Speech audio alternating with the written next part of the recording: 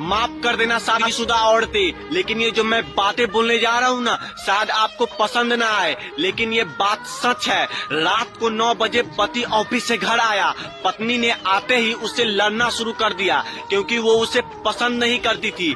तो पति ने कहा मुझे खाना तो दे दो, तो पत्नी ने कहा कि खुद से जाकर खा लो, मुझे नींद आ रही है। पति चुपचाप सुनता रहा और वो पत्नी पूरी रात उससे लड़ती रही।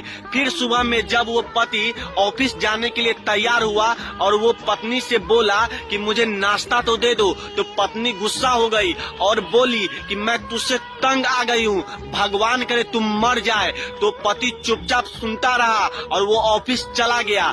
जब वो पत्नी बच्चों के लेकर स्कूल से वापस आ रही थी तो उसके घर के सामने भीड़ लगी हुई थी और उसने करीब जाकर देखा तो उसके पति की लाश उसके घर के सामने पड़ी हुई थी। तो उसके सर के ऊपर कयामत सी आ गई, उसके मन में सन्नाटा सा छा गया। लोग आपस में बात कर रहे थे कि उसका एक्सीडेंट कार से हुई है।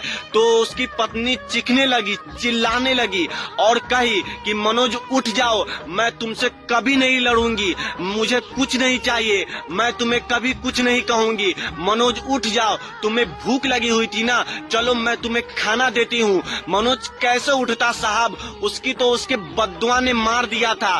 तब मनोज के जाने के बाद उसकी पत्नी को दुनिया के रंग दिखने लगे, रिश्ते बदलने लगे, उसके अपनों ने उससे मुंह मोड़ने लगे, दुनिया के लोग उसे गलत नजरे से देखने लगे। और तब उसको समझ आया कि पति के जाने के बाद उसको एहसास हुआ कि पति जैसा भी हो, या पसंद के हो या न पसंद के हो, औरत के सर का ताज होता है। क्यों मेरी प्यारी बहनों, आप कमेंट में बता के जाना क्या ये बातें सही है या नहीं।